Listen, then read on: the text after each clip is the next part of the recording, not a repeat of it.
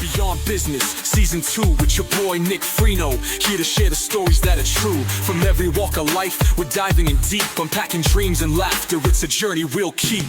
Guests from near and far with wisdom to unfold. Life paths and journeys, every tale worth. Hey, what's up there, everyone? I wanted to get your ear for a minute before this next episode kicks off. This is the time where I'm going to stop and ask you to hit that subscribe button. I appreciate you guys taking the time to kill some time while I'm spending time with people from all walks of life. I think it's going really well. The feedback has been phenomenal. I see we got a lot of viewers, and that's all I could ask for. I'm just glad that you guys are taking the time to spend yours with me, no matter if it's to help a car ride or a gym session or just to sit around home and maybe it's so boring it puts you to sleep, and maybe that's what you need help with. But no matter what it is, I'm glad that you're along for the ride with me. But please do me the favor, and it's not going to cost you a dime. Hit that subscribe button and be along for the ride officially. Thank you very much. Enjoy this one. Hey, greetings everyone, and welcome to Beyond Business.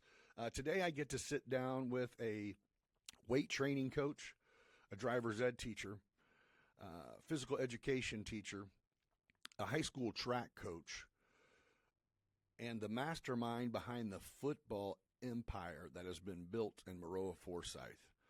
Welcome today, and enjoy the sit down I have with head football coach from Maroa-Forsyth, Coach Josh Jostes.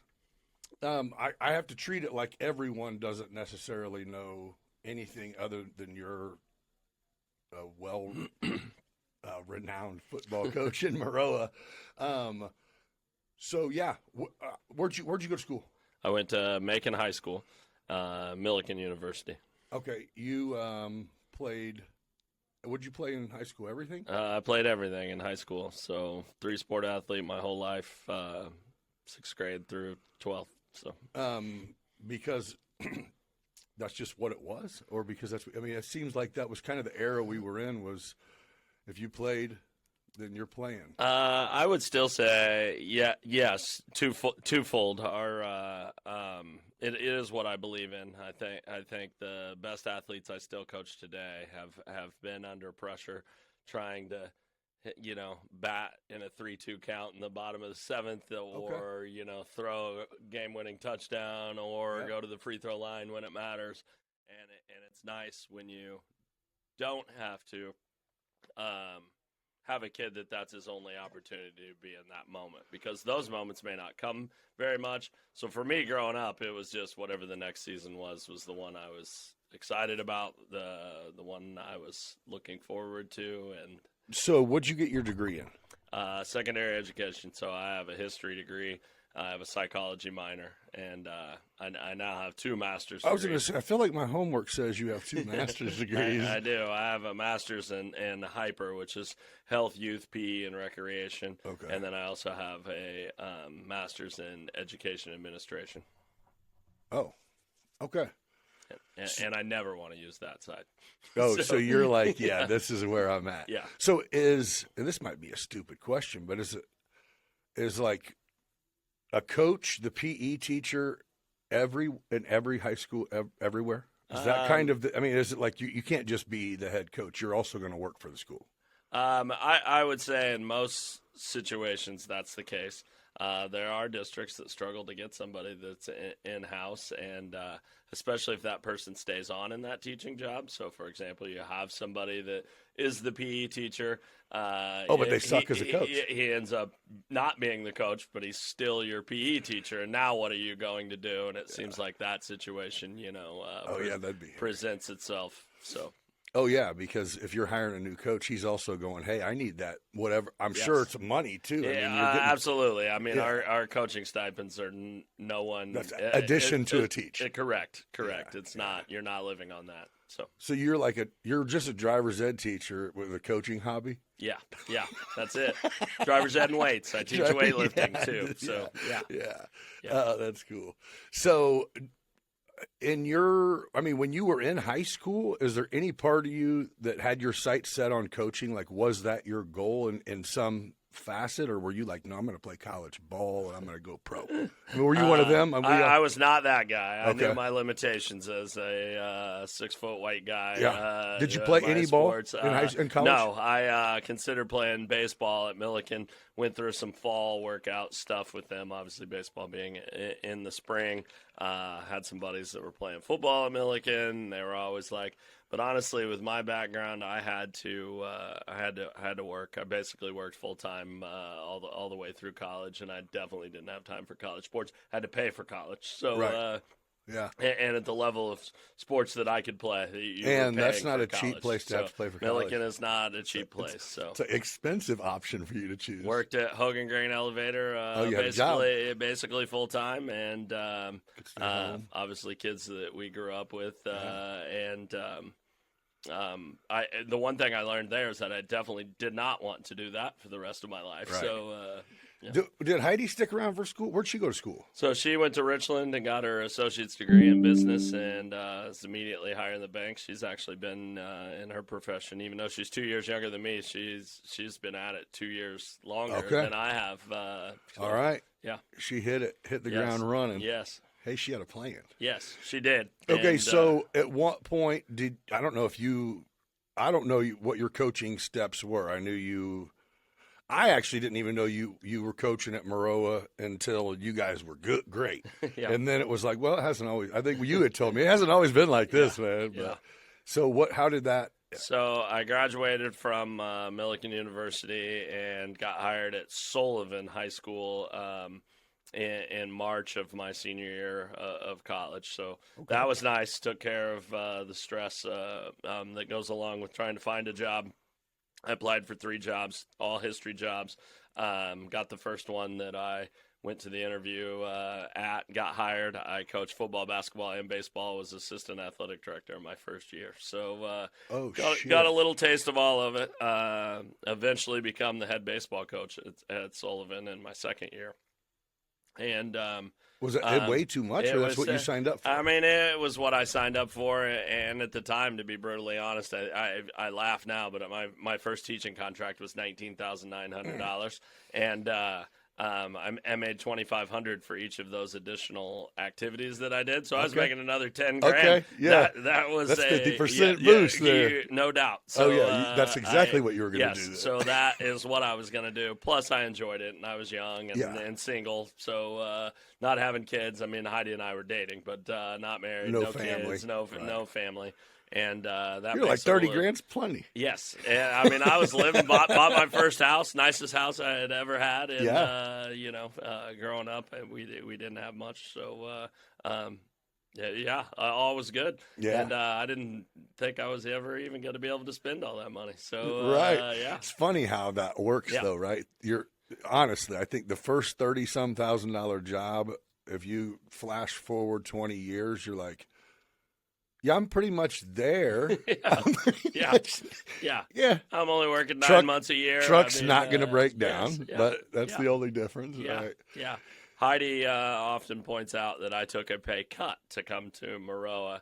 Now, I didn't actually, but I got rid of all the other. I was just the head football coach, then. But I got rid of all of those other duties. You started slumming the other seasons. Yes. So she often points out, not only did we take this job without me even knowing that you were going to, but we also ain't going to have as much money. But we also lost money and just had a kid, and you're going to be home more. Yeah. Yes. Yeah. So you went from head baseball coach in Sullivan. Yeah. And you were still assistant at the other spots? At the other spots. Okay. Yep.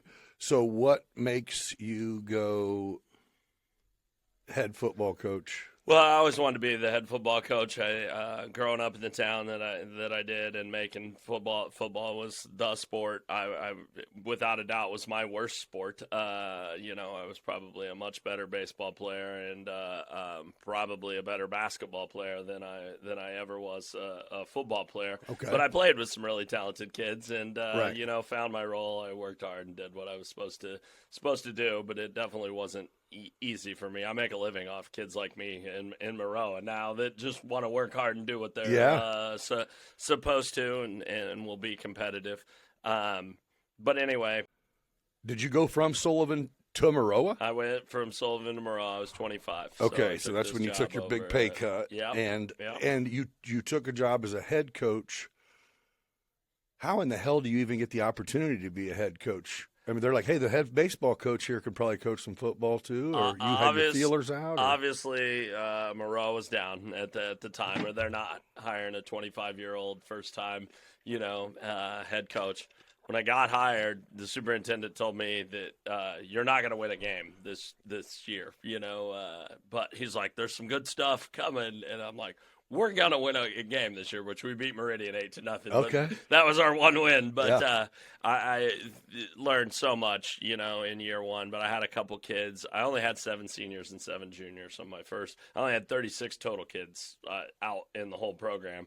And only 27 of those actually made it. 9 through 12. And only 27 of those made it to the – and we played all 3 levels, never missed a game. I had kids start Thursday night, Friday night, and Monday night. I should be charged Damn with right. child abuse. Hell no, that was a privilege when I was a kid. Yes, but that digresses. But that's why I was able to get that job. And was Sullivan baseball team good? Yeah, we got second state. So okay, so you left a good program. And so we left that, and then the JV team. So I got hired, and I was the freshman football coach, and we went undefeated in my first year. And then the head coach moved me up to make me the JV coach. His name was Jerry Lane. So I have the same amount of the same kids that just dominated the OCAW back in the day as freshmen. And then I turn around and I have them again as sophomores, and so. We're undefeated again, and I'm obviously the, football genius of the world because I've had this great class. Yeah. We put them in 2 brand new situations, and you're like, I thought you didn't do that to help me. So that looked pretty good on a resume. Like, I had not lost a football game, so that looks pretty good. So what? When you go to Maroa, are you? I mean, your mind is going.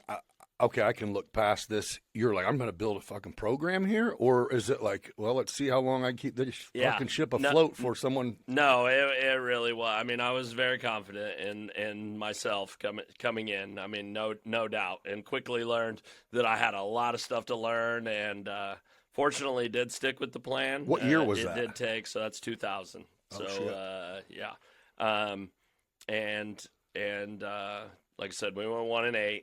I finished the year. So to go back, I tell our superintendent, I'm going to win a game, and I see our kids, and even though I don't have many, I've got a couple dudes, in my senior class, and things that I learned, like our kids have study tables now on Tuesdays and Thursdays. If they get below 72%, they got to come in and be with me at 7:30 to 8:05, 2 days a week, and to keep their grades up. Well, anyway, long story short, I lose 2 of our best players, and when you don't have very many best players, losing 2 of them really hurts, and that's all of them.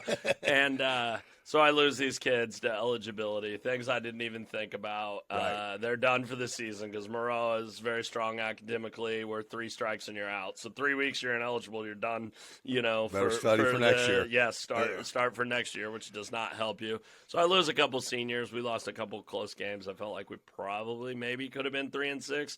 But the problem was at the time, A&M and St. T are the 2 powers in the OCAW, and but you're seeing it. Yeah, I know what our kids can do, and I'm like, this is a 5-year process, the same process that I went through under Tony Klein when I was in school. Like, your body's going to be a lot different it is at 18 than it was when you walked in here at 14. Right. And I got hired in July.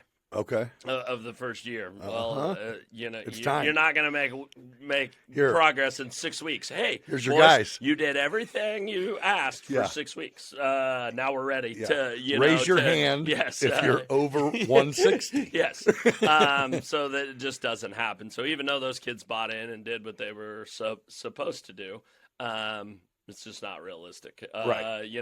The kids that people see at Maroa right now start, like my 8th grader started on December 2nd with the rest of my, football kids. Sure. So by the time he's 18, he's got 4.5 years of our program of being in the weight room 4 days a week and running 4 days a week. And so the kid that they see that Grant Smith is headed to the Big Ten, Yeah. right now. He certainly didn't look like that as an 8th grader, Right. when he rolls in. He sure does look like a young he man, looks, don't he? He looks like the part now. He does. So my second year, we go 4-5, and those kids, we've really turned the corner, and they've bought in, and we're 4-4 with the chance to win our last game to go to the playoffs, and that's all we could ask.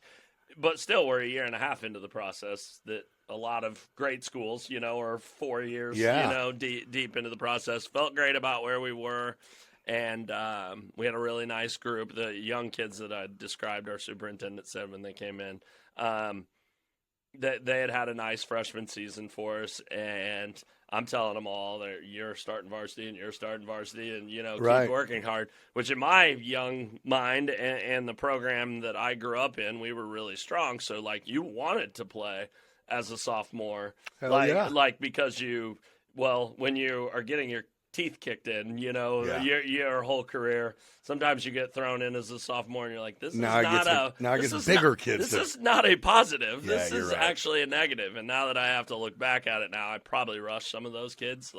So bottom line is they don't end up playing. They're going to be basketball kids or baseball kids or both.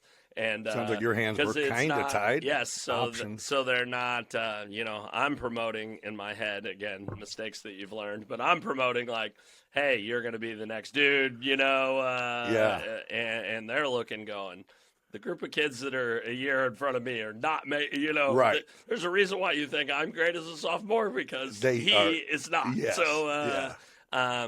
and so I lost a couple kids. One of them's name's Drew McCool, one of the best athletes I've had at Maroa.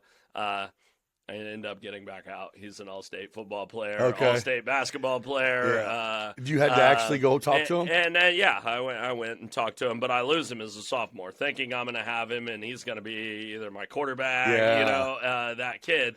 And well, he starts on the basketball team, starts on the baseball team, like, and he's like, I don't need this football thing and getting beat up. Yeah, I don't need to lose everything else for getting killed. Yes. And I had a handful of kids like that, and so they don't play. And we go backwards. We go to 1-8. And at that point, I'm kind of questioning. So we've been 1-8, and then we, are 4-5, and I'm feeling like, all right, we're right here where we need to be. Now we're going to start beating the bottom teams in our league, and that's going to get us everyone else. And then we'll get into the playoffs. And my thing at the time was, I'm not looking to replace St. Teresa or Central A&M, but we're going to join them at some point.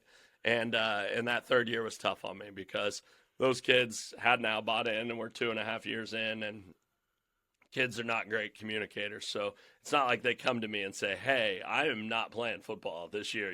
They just kind of egg it along, and then the first day, you're like, hey, where were you this morning in practice? Oh, I decided I'm not.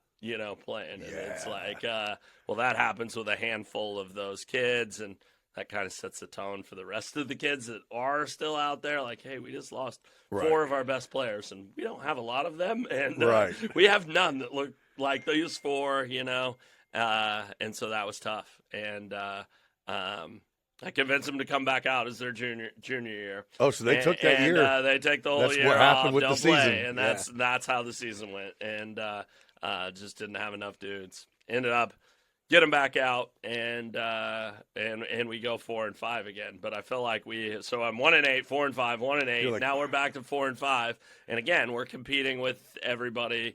We've got week 9 game again, trying to play to get into the playoffs. We're beating the bottom end teams. And I feel like we're right there, but I am starting to question things, at this point. Like, man, I had all of this, all this you had was to mapped do was out. this, and this. But just like I told you, a 5-year plan, for us starts as an 8th grader. So and you're still rushing it, but yes. I expected certain shit. So we go. Long story short, that group of kids does lead us. The same ones my superintendent told me about, and the same ones I get all those kids back out and have our first 2 all-state football players, and we go to the semifinals that year. And Year 4? So that's in 2004, and we really. I mean, haven't really looked back since. So have you not made the playoffs since you started going to the playoffs? Yeah, we've never lost a first-round playoff game. So we are 21 consecutive years at least in the second round. So that's what I was thinking earlier. I'm like, this dude's played a season's worth of games in Hancock Stadium and Memorial Stadium. Yeah, how many times have you been to state? 9 times. So Shit. yeah, a season's worth. So yeah, been very blessed, and it really has. So since that 2004, blessed with what? Work ethic and I mean, okay. I do have families that are wonders. When I got hired at Maroa, the kids from Macon that I grew up with, because we were good. I mean, group of kids that I played with, we didn't take shit from anybody, and we played anybody. Number one team rated in 1A. Like we expected to win every time we played. So my buddies are like, dude, you're never going to win at Maroa. They're all soft. You got these Forsyth kids. Like, they're not like us. Like, every kid we had grew up on the wrong side of the tracks, and Macon and Maroa. I still have those in Maroa. I mean, there's about 20% of my team that does grow up on the wrong side of the tracks, and I need them. Damn right. I need them. But come take that shit out here. Yes, but it is kind of nice to not have to worry about 100% of those kids, because if I need a kid to go to camp or I need a kid to go new cleats or whatever, like our kids don't want for anything in our district. It's going to be there, and things will be taken care of them. For them. So then it quickly became, well, you guys win because you have everything. It's like, we can't, not win because we are soft. And then, but we win because we have everything. So I've heard it all over the last 20. So years. I remember it's been several years ago. It was back when Wade was in high school, and you and I had a conversation. And I don't even remember, I don't want to quote it, but I was like, dude, you must be sending 5 kids a year to play ball. And the number was insanely low. Yeah. And I'm like, wait, what? You said everyone bought in. Because I said, you sold them on this program. And you said, no, they bought it in on it, all of them. Yeah. And they're still doing it. And it is like, it's not that you're not. I mean, of course, you got a couple guys going, play some big ball. But man, to just have dudes that are wanting to play some high school football. Yeah. And apparently, I mean, hell, if them and their parents see it in front of them, and this isn't the first 5 years, so they're going, dude, you got people moving to Forsyth. Yeah, we do. No doubt about it. That's the shit. Now that you finally stopped buying apartment complexes and giving them to them. Remember that bullshit for a while? You know my wife, so there's 0% chance the Jostes's are providing money. Anybody other than the 3 kids that I had to put through and college. They are this close. Yes, I'm down to 1 left on our payroll. And there will be, she's a senior. So I remember that. Like 5-6 years ago, it was like, they're paying for, and I'm like, you think that whatever, there was a bar conversation. It's like, I like this story too, but let's just put ourselves in this position. I don't think Jostes gets like a $50,000 check handed to him at the end of the game. Like, you want another one? No, it's not like that. It does not work like that. Pretty sure if you show up to school, you can play football. It's a public education. But have we had people move into our district? Absolutely. That's not cheating. Have they all moved into our district? Every one of them. I can tell you now, some of these people have enough money to have 2 homes. Absolutely. I hope to one day own a home in Florida also. No shit. And one still in Maroa. No shit. No. But you remember, I pay for St. Teresa now. So I'm the guy, hold on, that I'm about to describe. Yeah. But remember back then it was, like, I remember my freshman year, there were these, which this is a little young, like younger than you, but it was the Wilkes boys. They were Josh and Nate at Warrensburg. Yep. By Josh's sophomore year, they were the starting 1 and 2 guard on St. Teresa's varsity basketball. It was like, you know what time it is. I mean, you go. Yes, if you're the parents of the person that they go, hey, and you have the means to do it. It looked good here. Yes. That's what I even say is we didn't have that kind of money, and my dad's like, I never got that phone call. Touche. Yeah. He didn't have to choose. Yeah. I mean, I'm sure if it would have been like, man, this kid might be better than I thought, then I'm going to do what I have to do it. But we're not as good as you. Yeah. They kicked our ass. Yeah. You didn't help us. Yeah. But, Yeah. it is. No, I get it. It is. There's always going to be, yeah. I've had a handful of kids that have moved in with the expectations that they wanted to be a part of it and then saw this is a whole lot of work. And I'm not.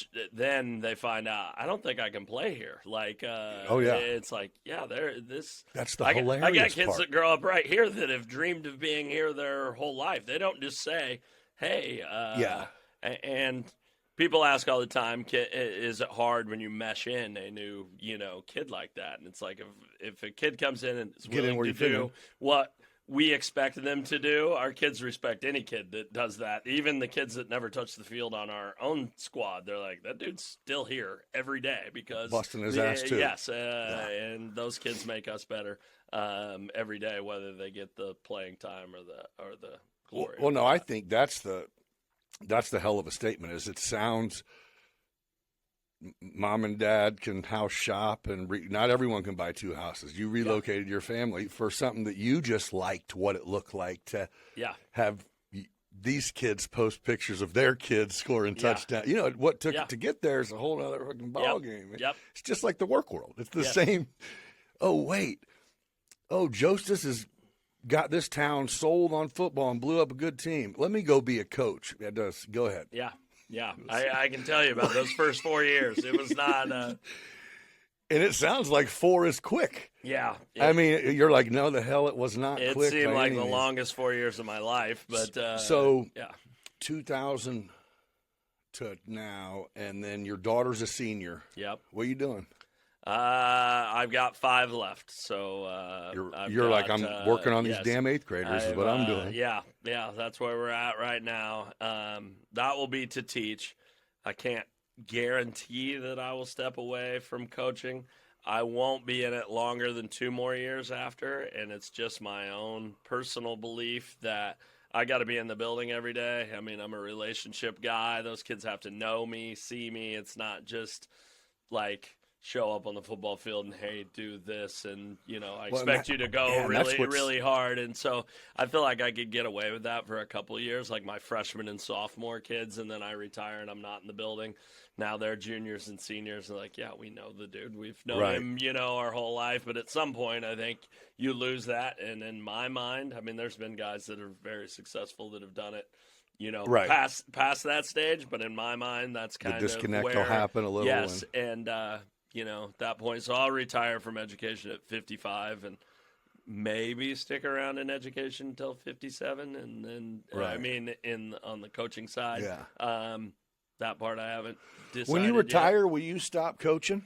So Wade just got his degree at Christmas time, so he graduated in 3.5 years, so he gets his brains from his dad. Obviously, yeah. But, just took his first job. He's getting married this year, and his fiance is working on her master's degree at the same university he graduated from, so at St. Ambrose. And he took a job up there because they're still living together. Okay. Getting married in July, but living together now. Anyway, long story short, he's a junior high basketball coach. He's going to be a track coach and kind of getting his feet in, just what I had described. And then he's a full-time sub. But he has his degree, but he's just doing this part-time, and then he'll start applying for these jobs in is that what he wants to do? In March, yes. He history teacher and got to get that coach. Let's see some of this turf, baby. And then so they're moving to Nashville, so they want to go south. He wants to go big, one of the schools that you read about or talk about, not Maroa. And that's all right. So he that's the plan. And if all of my kids, so Reed's in New Orleans already. I was going to say I knew 25, so he's south. Bryn swears she'd leave and move south. Let's roll. Where are we going? Right now. Yeah. So if they all end up south, I'll probably end up. I mean, my goal has always been to go that south. direction.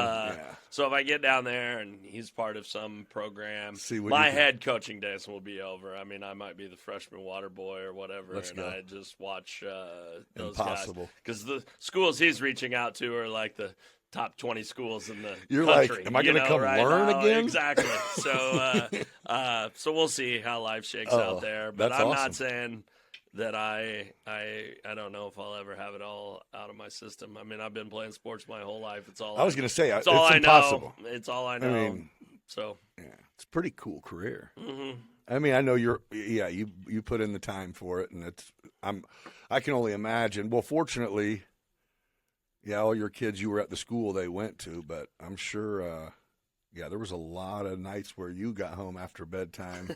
You know what I mean? I mean, heck, you're coaching, man. Yep. Yep. But yeah, that's awesome support. I just can't believe you have turned a program. It's amazing to have people move that direction. It's insane.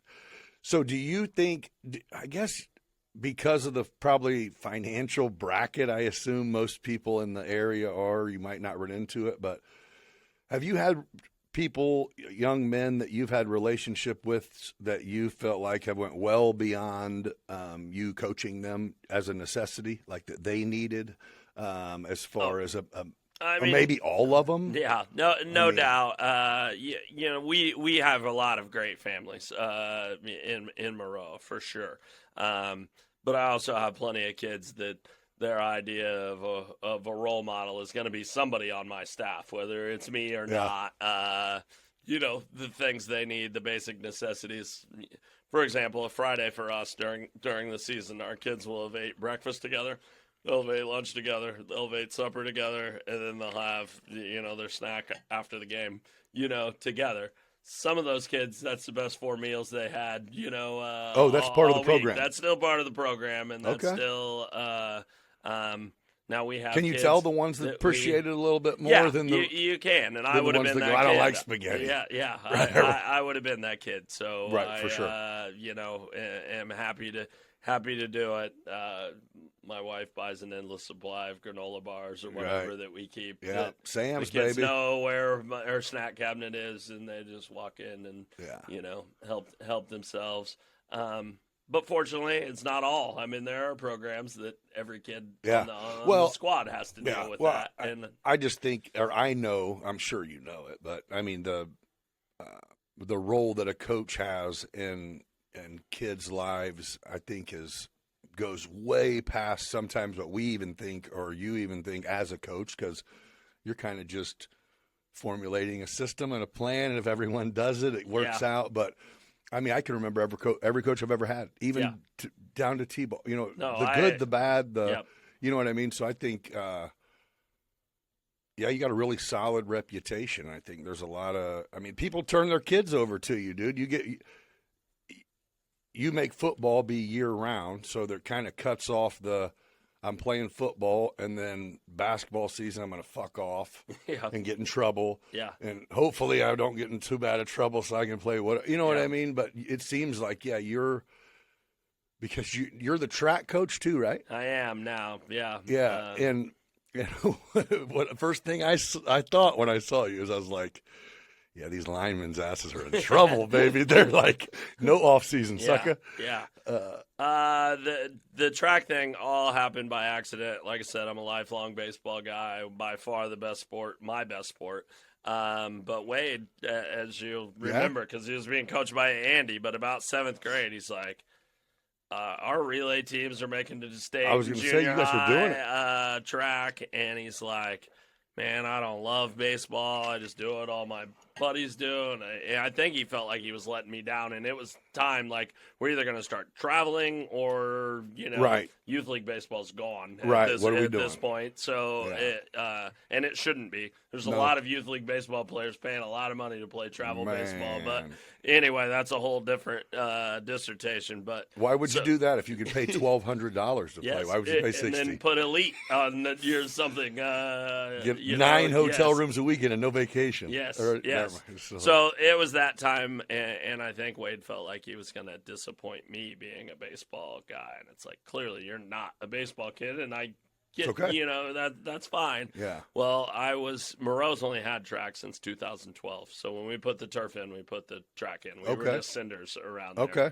So, and I was our 4th coach in 5 years. So I took over in 2017, but I was our 4th head track coach in 5 years. Oh, shit. So you can imagine how great it is when you're running through a new coach every year. And he was coming into high school, and I'm like, if I'm gonna have to be at these things, we're not just gonna lose line up and get our brains beat in, which is what why we had 4 track coaches in 5 years, and it just wasn't what I thought it could be. Plus, I have some influence over some pretty good athletes that are in the building, and honestly, turning around track was a lot easier than turning around football. Now, I don't know if it would have been 25 years ago, when I came to Maroa, but at the stage that I took it over 8 years ago, it was really easy. You're out for, you don't play baseball, you're out for track, you're out for track, you're out for track. And it's just how it is, right? Matter.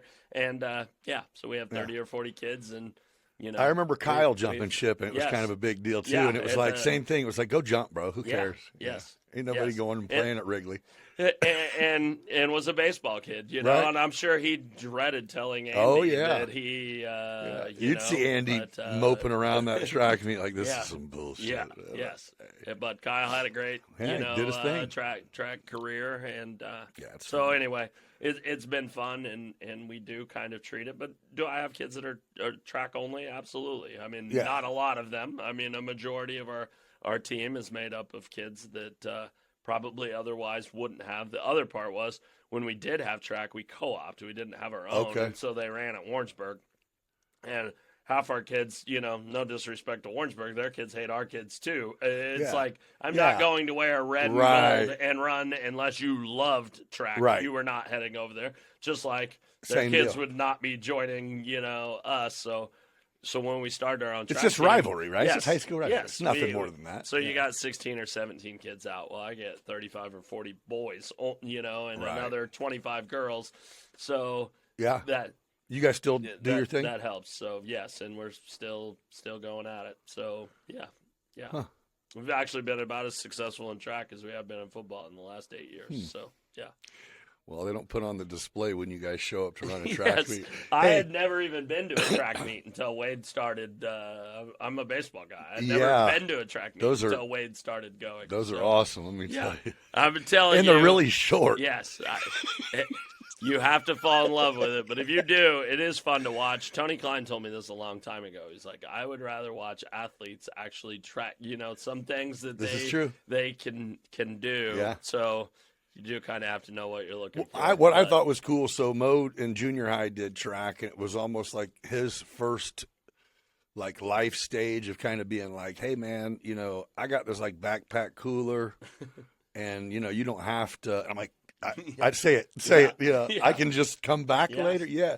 And you come back and peek, and they're under the tent and freezing their ass off, and they're all. It's part of the. It's a social experience, especially for junior high kids.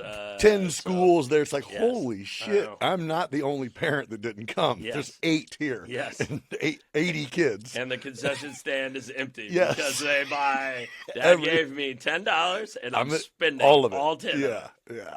That's funny. That's great, though. The stages. See, I think that's what would be difficult. Same as college ball, but I don't know how getting used to it is a thing, but I guess the 5-year turnaround is where that has to be implemented every year you're losing key guys because, of course, the key guys that get bigger become key guys. Yeah. And then, so it's hopefully it's a never-ending cycle. To go back to that college thing, I think our kids have such a great experience in high school that it is hard to, one, go back and be a freshman again because you're starting that process back over, and they're like, I've already done this once in my life, and it was hard enough the first time. Now it's even more difficult because every kid there can play, And the other freshmen are good. Yes. Every kid there was the dude on his team, or one of the dudes. So all of those things combined, I think. And then our kids are, honestly, they expect to win. I can speak in my own son's case, going to Wade's, game. His first year, he dresses varsity, and he's happy to be doing that, but they go 3-8. Right. Well, our kids hadn't lost 8 games. He had literally never lost 8 football games in his career, starting in 5th grade, all the way through his senior year. He got all that in one year. He hadn't lost 8 games. So then they're like, So then the next year he's playing some varsity special teams, and they're even worse. They go 2-9, I think, that year. But St. Ambrose fortunately has 185 football players, so they have a full JV schedule. He's the quarterback of the JV team. They go 8-0. And so it was kind of like, hey, this is, okay, but there's no, like, juniors that play down or anything. Right. So it's over. JV's over at the end of your sophomore year. Right. Now it's just like make a varsity special team, which he did. He was on all of those and lettered and did all of those things. He wasn't going to be their quarterback. He's 5'9" and 180 pounds. He was making his way. But anyway, moral of the story is you're losing. You spend all this time. Like, fun is out the window. Not fun is out. There's no brotherhood you had. Yeah. All of that. And he lived with 2 other kids that were from Maroa and a kid from Williamsville. So just wasn't. Kids that were all 4 of them graduated in 3.5 years. And they were ready to get the hell out. And all came from great programs, and they're like, and that's not a knock on St. Ambrose at all. That's what is happening with our kids. That's college. Yes, and so why do I think they don't play? There's several reasons. They don't want to be a freshman again. They're used to success, so they don't really, and go like into the play. competitor's mindset would be like, well, then fix it. You guys go in there, and they're like, this is a program. This isn't me. We were telling you because we want you to fix. Yes, exactly. So. Oh, but no, that's actually an interesting take because you're creating a whole football experience. So, and dude, so I did the Friday night flights where we went and did drone shit from different schools. Dude, you guys on like week 4 or 5, I don't even know, random week. Yeah. And I had been to 3 or 4 schools already. Yep. You guys put on a show when these kids come out. Like, I'm like, is this homecoming? What's going on? What am I? It's like, no, this is, and it was like, holy shit. I went 9 places. There was one other place up north, Oswego, that they put on a little thing. But you guys, I mean, the crowd, the band, the fireworks, the run through the banner. It was like, that's why they love it, dude. I mean, all of those. But things you got to go earn into it, right? You have to earn it. Yeah. If we go 2-8, then we're not having this shit. No, and nobody's there clapping, cheering, playing. No, none of it. Yeah, you're right. Yeah, you did proceed to win by 7 touchdowns. Yeah, but this year especially, we ended up with 3 home games only until the playoffs rolled around. Unfortunately, we got the first 3. Yeah. Because our homecoming game is actually a team, Riverton canceled football late. And so that was our homecoming game. And it was already our year to only have 4. So that moved us to 3. We ended up picking up Dwight on their homecoming and traveling up there and playing, but we got it on Tuesday of game week. I recall. And we had begged everyone to play football. I recall a post, and I'm like going, wait, I don't think you do that, Heidi. Yeah. Anybody want to play? Yeah. It's like, and it was. Is that really what's happening? It's like, Yeah. So can you, I don't know if it takes getting too far into it, but without having to, what happened to the Ocala Valley that you were referring to in the beginning of our conversation? It's the same Ocala Valley I believe I played in growing up. Correct. And I mean, I just remember when the boys were in high school, it was like, they were too good, they're kicking us out. And I'm like, all right, I don't know how that works, but it seemed kind of like that's exactly how it went. But it doesn't exist anymore, right? It does not exist anymore. And isn't there a school called Ocala Valley? Yes, there is. So that's Bethany and Findlay is Ocala Valley, and they were never even in the league. Okay, that's just a name. They live in Ocala Valley. Fair guess. enough. I don't actually Wherever know the hell where that is. Ocala Valley came from. I thought it was all all I was around. Really proud to have played in it and coached in it. Yeah. But, So what? It just they did away with it, and honestly, we won that league 9 years in a row, and they just literally got together and said you can't be in it no more. They actually did not. They said we're leaving. You could stay in the Ocala, but everyone. So us, Monticello, St. Joe, and Tolono Unity. So that was us, Monticello, and Tolono Unity. Well, it's hard to have a conference with 3 teams, but they left. It left us with the 3 teams. So all the other schools left. All the other schools left. So obviously everyone you didn't name left. Everyone we didn't name left. What? So then, what do you, as a You program, can't have what a do you three-team do? conference. You have to join. So we reached out. That's why I mistakenly said St. Joe. So we reach out and we grab St. Joe Ogden, St. Thomas More, and Rantoul that had been a league formed over in the Champaign area that basically got rid of those schools. And we were able to convince them, and we had a 6-team league, still called the OCAW. So we still had an OCAW, but it was a shell of what it was. And honestly, we ended up screwing everybody on that deal. And I hope none of them ever hold us.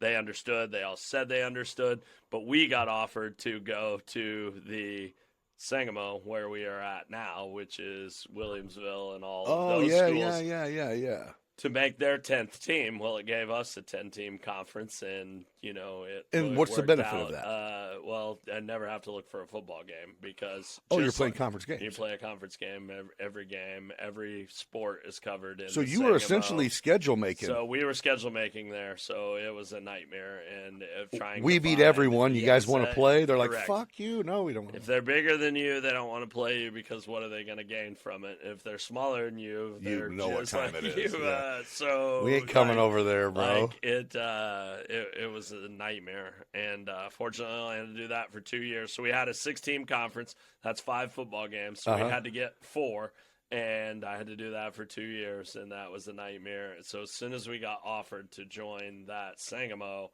we bolted. But what I hated about it was that left 5 teams back in the OCAW, which you have to have 6 to even be considered a team. Surely and that was the death blow to the OCAW conference. Then was gone, and we kind of did it, but not. We would have never left the OCAW, which is You didn't think you would get invited, yes, right? So we Did you go to yes. in Sangamo? You do the same thing you did in OCAW. Sounds yes, like yes. So they were just kind, or yeah. what?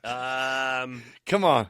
Well, 10 teams. You can only get your medicine once a year. They are a little bit bigger than us. For example, Williamsville is 500 and some kids, so us at 340. I mean, that's our biggest rivalry in it, but we're the second smallest school in the Sangamo. Okay. So that helps a little bit also, but like the OCAW had expanded since you played in it, and it had went from 10 teams to 12. And so they had brought in Tuscola and Tolono Unity joined. So then there were 2 6-team divisions. Okay. So we won it the first 4 years. It was still just 10 teams, and we won it 4 years in a row. Gotcha. Then they moved us to the small side because we only have 340 kids. And you mopped and then them. we won it another 5 years in a row. So Right. And my solution, I was the AD at the time. I said, we'll voluntarily just go to the big side. So you'll give us Monticello and Unity, and we'll go to that side. And whoever happens to be the smallest school on the big side, they can come down, and we'll call it that's fair. fine. Or We'll whatever. call it fair. And unless we get our ass kicked, then this is some bullshit. that did not take by anybody. They didn't. And so no, they did not bite. And so that was it. No, we're still all leaving, and they did, and that was shit. That was the end. And then, like I said, we technically ended up breaking it up, but we had an offer to go to the same conference that we've been in now for 9 years. This home, and it's home for us now. The drive sucks if you're a freshman basketball player on a Thursday night and you're in Petersburg, Porta. That is awful. That's what made these trips kick off. When I could be playing Warrensburg, which is around the corner. That's insane. That's insane to me. A bunch of small schools. And you beat up on each other. So you meet the kids around you. We're the same size school. I mean, Warrensburg and us are the same And size. Meridian, right? And Argena. And yep. Everywhere, the same places. Yep, every school you just named, those were all. And that's where I know 90% of the adults my age I see in public. My son will be, how do you know him? It's like, we played ball together on the team. No, he went to a different school, but I know him from. Exactly, and we don't get that. So that part I do hate for us. Now, I don't know if you follow 1450 at all, like the. A little bit. Yeah. And they're as good as it gets for high school broadcast. Yeah. Our kids are interviewed similar to what we're doing right now. This would be our kids or our team or our cool. And it's nonstop and highlight videos. And so there are a lot of things that we get from that relationship that it would be hard to go back and lose. Right. But the travel sucks. I don't have any other way. I mean, we play Pittsfield in a conference football game. I don't know if you know where Pittsfield is, but it's in Missouri. It's a bus ride. So, that's and that's a conference game. Yeah. So, so it's happening. It's you come, we go. Yes, yeah. And we don't play them in freshman or JV because I refuse to. It's not that important. Yeah. So literally every year in the varsity, we're just like, I have no idea what you have coming back because I haven't seen you ever play other than the Friday night. See you then. But even now, our kids would be able to tell you every kid that plays at St. Teresa or Warrensburg or whatever by name. And unless you're a top dog in the Sangamo, like, they're going to have no idea like who you are. And that part sucks. Because our junior high is still the Okaw, and our JFL is still it literally was just football? It is. Or high school, I mean? High school, but so all the sports had to suffer because of you. Everybody, yes. You hear this, and guys? I hate that, yes. Because you're too good. Your team's too good. Yes. That's about a pussy way of not having a better program for yourself, I think. I mean... if somebody would have told me that was an option, like in those first 4 years when I was getting my team, you know what we can do? Just pull back and find somebody. Yeah, get rid of the people. If we threw out St. T and A&M back then, you're like, I'm going to the playoffs, babe. And then that Argenta, I mean, that was with Cortistet. And those guys rolling through. So, I mean, there were some great teams. I miss those days. Really, that political shit's crazy, though. Yes. So crazy. Yeah. I mean, obviously, again, you only play the team that's going to beat the shit out of you once. Yeah. Unless you make it to the playoffs, which you're not if you can't beat them. So And even if you do, I don't know what you gain. I mean, like I just told you, we're very proud of every streak that I just told you. The one we're most proud of is that we've never lost a first round. I mean, most people are fighting to get to a playoff. I mean, it's just a big deal to make it. And you're already on week 2. Knock on wood that is. And we've not always been. I mean, we're 9-0 some of the times, but we've also been 6-3 and still coming in, and we're playing your 9-0. And do you feel like you need losses? It depends on your boys, or it does depend on the year. We've had, for example, this year's group lost to Williamsville in a heartbreaker, and I think it drove us to state. Previous 2 years, we've beat Williamsville, and we didn't quite make it to state. We were in the semifinals, but we lost to the state champ both times. So it's like. So I think it can go either way, I just didn't know if week to week, as your boys are plowing through people, if it's easy to see them, or if you kind of have to go, hey, there's no taking it easy. Yeah. Now we're in everyone's sight. We're not the shit. Yeah. In the old days, I would have said I really like to play somebody every other week. So you have a battle, and then it's like, and I'm not saying we respect everybody we play, which is how we can come out and still win, every week. Right. But you cannot, anybody that tells you they can get 14 to 18-year-old boys to play their A game for 14 weeks in a row is ludicrous, and has never coached anyone in there. I mean, kids can read. They know this category. We're playing 0-5, whoever. Let's get it. Oh, yeah, we could lose today. I mean, I walk in, and I'm brutally honest with our kids, but it's like, barring you guys not showing up, like literally not showing up, we're not going to lose today's ball game. So let's win. But let's take care of business quickly, and we got plenty of kids over here that bust their butt every day that deserve a right to get on this this field tonight and have some fun, and I think our kids do a very good job of that. So to go back to the losses, honestly, sometimes we get off the bus and they're probably up 14-0, and that's fine as long as that's the other team's mindset, and it's fine as long as it's our mindset. Right. And take care of business quickly. Let's get out of here safely and call this a night. So obviously, whenever you go to state championship 9 times, you're literally playing. I mean, barring someone just having a shit week 2 weeks before, you're playing the other best team in your division. Yeah. So how is it the stage that is so much different? I mean, do you feel like if a team that you guys couldn't have your way with, if they would be at Walter Boyd Field, it'd be a whole new game? Or is it like, it's just it could be. We're 2-7 in state championship games, which drives me absolutely nuts. Bet. I mean, it drives me every day. It drives me to weights today. It's all I think about. I will say this, and this is not making excuses. I feel like we're a 2-time state champ. I would take either one of those two teams and play any team that we've lost to over the years. Any team that we've lost to. Oh, the two you won with were. So what I'm going to say is our best teams that we've had, like I will take my 06 team and play anybody that we've played in those 9 appearances. Right. And we're going to win all of them, in my opinion. Right. But a lot more than 2. We have got there several times without our best group of kids that has just went a well-oiled through. machine. Just kids doing and buying in and believing and making some special plays when they needed to on teams talent-wise that probably didn't deserve to be there. Right.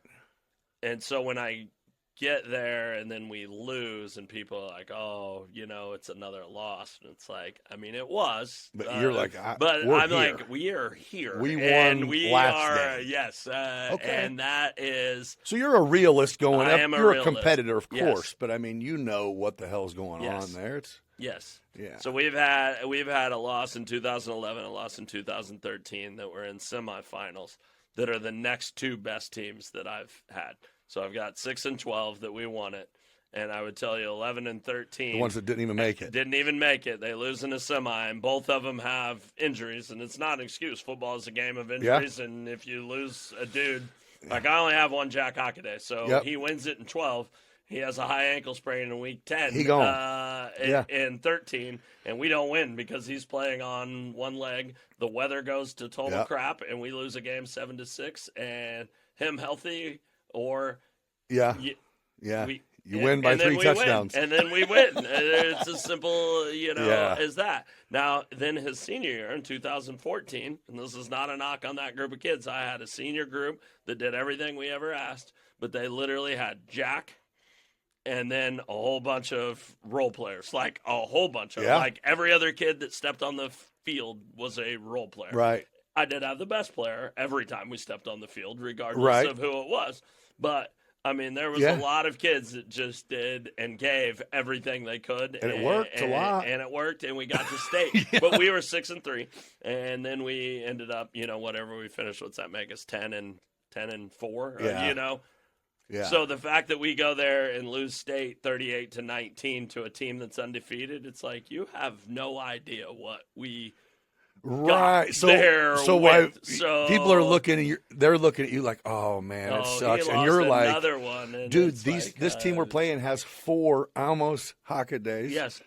On both sides. Yes. And we made it. Yes. Yeah, that's good. Yeah. That's good. So that I do justify that. Some people that listen, I'm sure, are going to say that's an excuse, but that is just the way it is. And I'm telling you, I've had 2 teams that are better than the other 7 teams that I've had that have been there. I personally have had 2 teams that were better than them. And didn't get to go. I lost Logan Stelsreed, who's our quarterback's coach now, but in 2011, I lose him on the 4th play of the game, and he's an all-state quarterback. I mean, it's just like he gets a concussion. It's a shake, man. And wasn't our day. That's sports, baby. It's sports. It's sports. Yeah, because you might one day you might be playing against the team who you're like, hey, they're missing somebody. You need all the breaks you need all the breaks to win. But man, to go to I think that's it. Well, I'm glad that's how you look at it, because that's sure what. Me? Yeah, that's sure how I was thinking. Is I'm like, man, you guys go to the dance. I mean,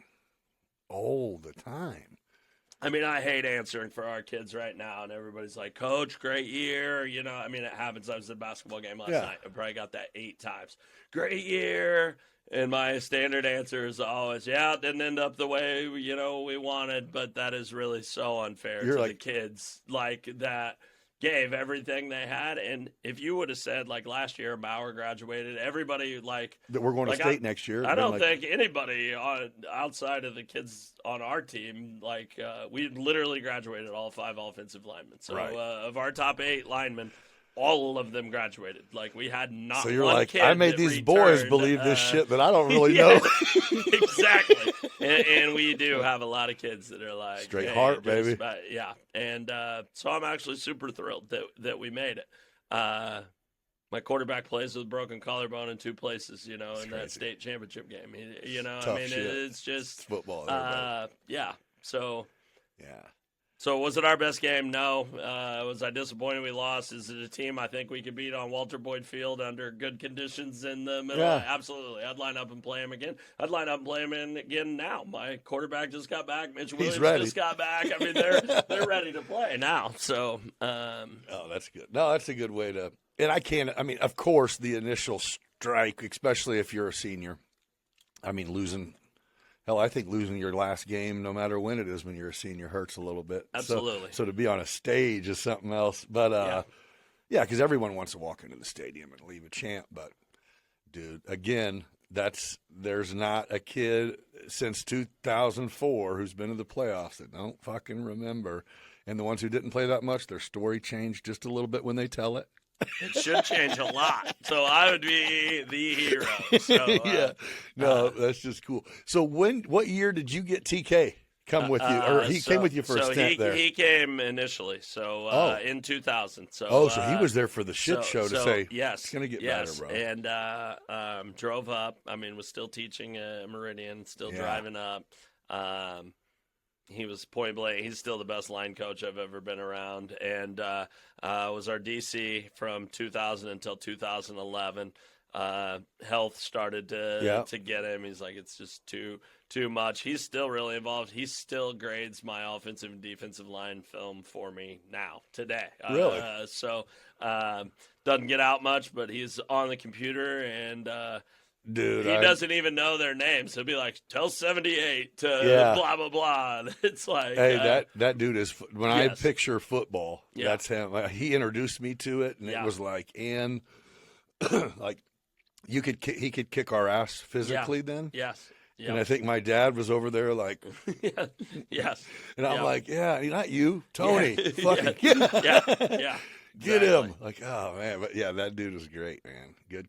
Whenever I seen him on your sideline, I'm like, hell yeah. Yeah. Yeah, I guess you get the best one if you have the opportunity. Yeah, absolutely. And going back to our initial conversation, but he's one of those kids, one of those guys that took care of a kid, He absolutely, was a big part of why I'm in this business right. and wanted to be around it. Yeah, he was really good at it. So what is your daughter as a senior? Is she is an athlete, I believe. I've seen, I only know by Facebook. Volleyball's her thing, but she's hanging it up. So wants to be a third grade teacher. Okay. And going to go to Illinois State. Obviously could have went on and played some Division III, volleyball, which is a really expensive way to get a teaching degree. And chose the wise path of just as a woman thinketh. Yes. So she really just wants to be a trophy wife. Like the backup plan would be third grade teacher. I was going to ask you. I was going to say, man, there is not a lot of. I actually have. Brian Damry. Yeah. So he's been teaching for like 25 years up north. Yeah. And he's coming in just because he's like, dude, why do you keep talking shit about teachers? I'm like, no. I'm saying you guys have the most important job on earth and don't get paid for it. You know what I mean? Yeah. But, yeah. So that's what I was going to say. I was like, man, most people don't say, let me go be a teacher. But, nope, you just hit it. Yep. Yeah. She's going to, she'll teach-ish. Yes. No longer than she has to. But, like a mother. Yeah. Yes.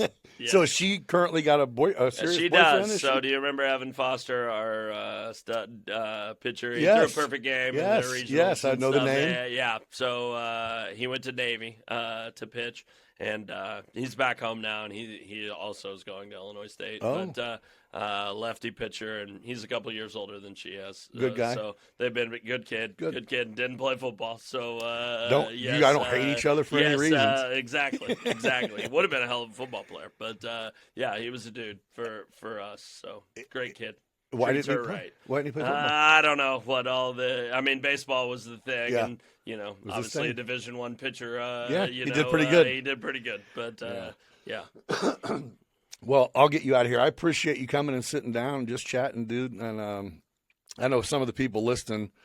Yeah, I can't even say we, but I know everybody. You got a bunch of 20-second interview clips. You've got. Matter of fact, I looked up before you came because I I was going to try to find something I didn't know, and I think I stopped at like double masters, and I'm like, what?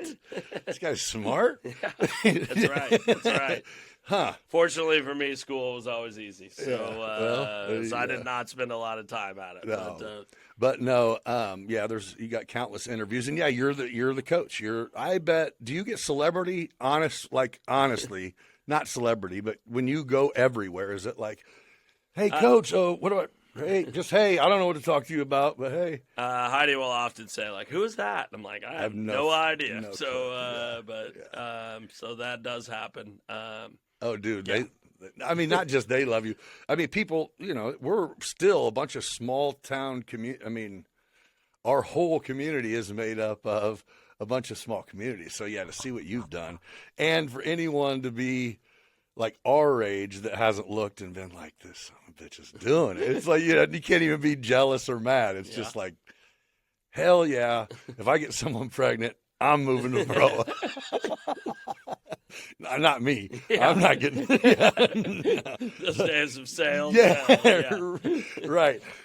You said you're dating someone? How far from the mall do they live? Yes, exactly. No, but no, I appreciate you coming in, man, and just chatting for a bit. It was fun. Appreciate it. You're doing awesome things, man. It's really, really cool to sit back and watch what you do, and to know that you're going to keep doing it for a bit. So yeah, got cool. a little bit left. All right. Well, hey, thanks everybody for joining. We'll catch you on the next one. Appreciate it. So kick back, relax, let's have some fun with laughs and insights. We're just getting begun. Beyond business, where the stories flow. Life's a crazy ride, come on, let's go. From the ups and the downs, we'll laugh and we'll learn. With host Nick Fro, it's your turn to discern. Beyond business, take a seat, take a chance. Let's explore the past, come join the dance. Beyond business, where the stories flow. Life's a crazy ride, come on, let's go. From the ups and the downs, we'll laugh and we'll learn. With host Nick Fro, it's your turn to discern. Beyond business, take a seat, take a chance. Let's explore the past, come join the dance.